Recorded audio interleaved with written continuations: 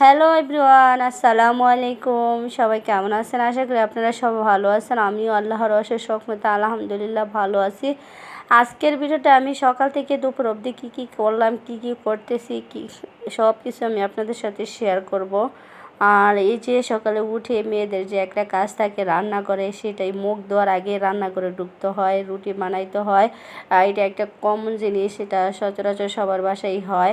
তা আমিও আপনাদের মতোই ব্যতিক্রম কিছু না, আমি চলে গেলাম রুটি বানানোর জন্য। আটা বেশি ছিল না, এই জন্য আমি রুটিটা একটু কমই হয়ে গেছে। আমি ভাবছিলাম 2-3 দিনের জন্য রেখে দিব, কিন্তু না, এখানে আছে 1 2 3 4 5 6 7টা রুটি হয়েছে। এখন এক হাতে তো আর ভিডিও করে আর মানে যায় না, এই জন্য একটু দেখালাম আপনাদেরকে বানানোর সিস্টেমটা। আর এখানে আমি এখন হঠাৎ ওর আব্বু বলছে ডিম দিয়ে রুটি খাও যদি কিছু না থাকে, বা আলু ভাজি করো। তা আমি ভাবছিলাম অনেক দিন আগে সুজি ছিল আর দুধও ছিল, তো এই ঝটপট সুজি আর রুটি এগুলো করে ফেলি। অনেক দিন যাবত যেহেতু খাওয়া হয় না, আর আমাদের তো ঈদের মধ্যে সেমাই চিনি এগুলো আনা হয় না, কারণ আমরা শ্বশুরবাড়িতে চলে যাই, ওখানেই আমার শ্বশুরে সব কিছু বাজার টাজার করে রাখে। আর ঈদের ব্লগটা আমি আপনাদের সাথে শেয়ার করতে পারি নাই, মন মেজাজ অনেকই খারাপ ছিল, বাবা হারা প্রথম ঈদ করলাম এই জন্য। আর আপনাদের সাথে আমি শেয়ার করি নাই। আরেক দিক দিয়ে জিহাদও প্রচণ্ড পরিমাণ অসুস্থ ছিল, এই জন্য আমি শেয়ার করতে পারি নাই। মোটামুটি একটু হলেও আমি শেয়ার করতাম কিছুই ভিডিও, ঈদের দিনের ভিডিও আমি একটা ভিডিও শেয়ার করতে পারি নাই, এবং ভিডিও শ্যুটও করি নাই ঈদের দিন। এই যে এখানে আমি যে কি জানি বলে, এখানে সুজিটা ভাইজা নিয়েছি তেল দিয়া। আর এখানে দিয়ে দিলাম আমি একটা তেজপাতা, আর এখানে দিয়ে দিব এলাচ, দারচিনি, গোলমরিচ, এগুলা সব কিছু আমি একসাথে দিয়ে তারপর ভেজে এখানে সব কিছু দিয়ে দিব। আর এবারের ঈদটা এরকম মানে গেছে, কেমন যে গেছে আমি নিজেও বলতে পারি না। আমি চেষ্টা করছি নিজেকে একটু আনন্দ ফুর্তি রাখার জন্য। আমি গ্রামে গেছি যে সবার সাথে একটু ঘুরবো ফিরবো, খাবো, আনন্দ করব, কিন্তু কিছুই হলো না। মন থেকে যে একটা কষ্ট, ভিতর থেকে যে কষ্ট, বা আমার বয়স 30+ হয়ে গেছে, তারপরও এত বছরের ভিতরে আমি বাবা হারাই এই প্রথম করলাম। এই জন্য আমার মানে ভিতরে যে একটা কষ্ট, বাবার বয়স হয়েছে, পর্যাপ্ত বয়স হয়েছে, মাশাআল্লাহ। আল্লাহ যদি আমাদেরকে মনে হয় এরকম হায়াত আমরা পাবো কিনা জানি না। তারপরও মানে বাবা হারানোর কষ্টটা মন থেকে মানে মাইনে নিতে পারতেছি না। আমরাও মরতে হবে, কিন্তু তারপরও মানতে পারি না।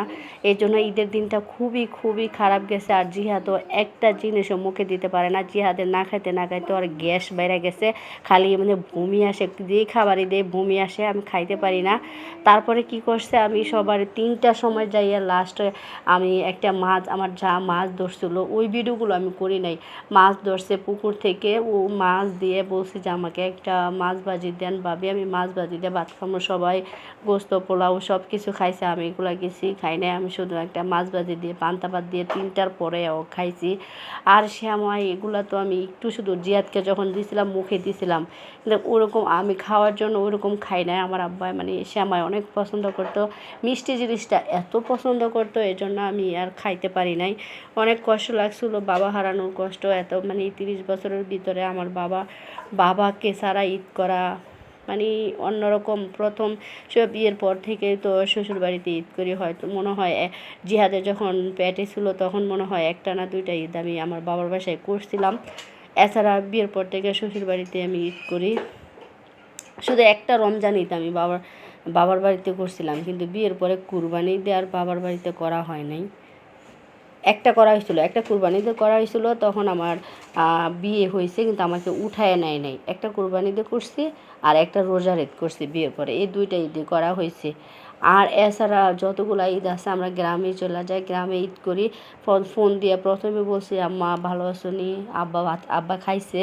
আমার আম্মা বলতো হ্যাঁ তোর আব্বা খাইছে, মানে এই কথাটাই এইবার পাইলাম না। মানে অনেক কষ্ট লাগে, বাবা হারানো জিনিস কতটা যে কষ্টের আমি এই ঈদের মধ্যে আমি ফিল করতে পারছি।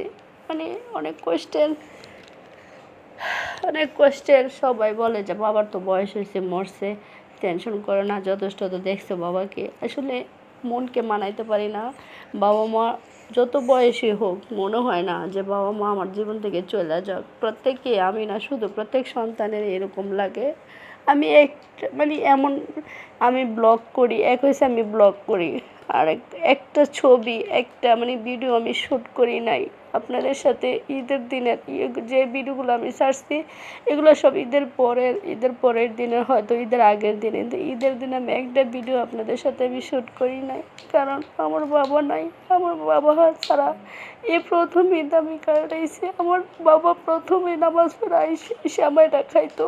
আমার বাবা এবার নাই, গোসা হয়ে আমার বাবা নামাজ পড়তে যাইতো। আমার বাবা লম্বা ছিল, বয়স হলে মানুষ একটু গুছা হয়ে যায়, আমার বাবা এরকম গুছা হয়ে গেছিল। আমার অনেক এবার ঈদে আমার বাবা নাই। আমার বাবার সাথে আমি ঈদ করি নাই ঠিক আছে, কিন্তু বাবা ফোন দিয়ে মাকে আগে ফোন দিয়ে বলতাম, নিজে রেডি হওয়ার আগে খাবার খাওয়ার আগে শ্বশুরবাড়ির থেকে আগে ফোন দিতাম, মা তোমরা খাইছো, আব্বা খাইছে, আব্বা কী করে, এই খবরটাই নিতে পারি না। কিন্তু লাস্ট পর্যায়ে আমার আব্বার সাথে তো কথা বললাম, আমার আব্বা কথা বুঝে না, কথা আর বলতাম না, মার কাছ থেকে খোঁজ খবর নিতাম। অনেক কষ্ট হয় এইভাবে, দিন যাবে, রাত যাবে, বছর যাবে, এভাবে বাবা ছাড়া কাটাইতে হবে। একদিন আমরা এইভাবে চলে যাব। আল্লাহ যাতে আমাদের সবাইকে ধৈর্য ধারণ ক্ষমতা দেয়, ধৈর্য ধারণ করার ক্ষমতা দেয়, আর বাবাকে ব্যস্ত নসিব করে। রমজান মাসে আমার বাবা মরছে, এবং কি প্রথম লাইলাতুল কদর রাত্রে আমার বাবা পাইছে। সব আমার বাবার জন্য দোয়া করবেন, মন থেকে আমার বাবার জন্য দোয়া করবেন। আমার বাবার কবরটা আমি এখনও দেখতে যাইতে পারি নাই। মহিলা মানুষ নাকি কবরে যাওয়া যায় না, দূর থেকে দেখতে হয়। এই জন্য যাবো, ঢাকা আসছি, এটা ঝামেলার মধ্যে দিয়ে ঢাকা আইসা পড়ছি, এখনও ওখানে যাওয়া হয় নাই। চেষ্টা করবো যাওয়ার জন্য। বাসা থেকে বাবার জন্য দোয়া করতেছি। সবাই আমার পরিবারের জন্য দোয়া করবেন। আমার মা বেঁচে আছে, আমার মার জন্য সবাই দোয়া করবেন। প্রত্যেক বাবা মার জন্য আমি আমার অন্তরস্থল থেকে আমি দোয়া করি যে সবার বাবা মা যাতে আল্লাহ এই দুনিয়াতে বাবা মাকে সবার করার তৌফিক দান করুন। আমার মা বেঁচে আছে, আমার মাকে যাতে করতে পারি সে তৌফিক যাতে আল্লাহ দেয়। সব আমার মার জন্য দোয়া করবেন, এবং কি আমাকেও যাতে আল্লাহ তৌফিক দেয়। খালি মন থেকে চাইলেই তো হবে না, করারও তৌফিক থাকতে হবে। আর এই ভিডিওতে যদি কোনো ভুল ত্রুটি হয়ে থাকে সময় ক্ষমায় দৃষ্টিতে দেখবেন। নেক্সট কোনো ভিডিও নিয়ে আমি আপনাদের সামনে চলে আসব। এ পর্যন্ত আপনারা সবাই ভালো থাকবেন। আল্লাহ হাফেজ, আসসালামু আলাইকুম।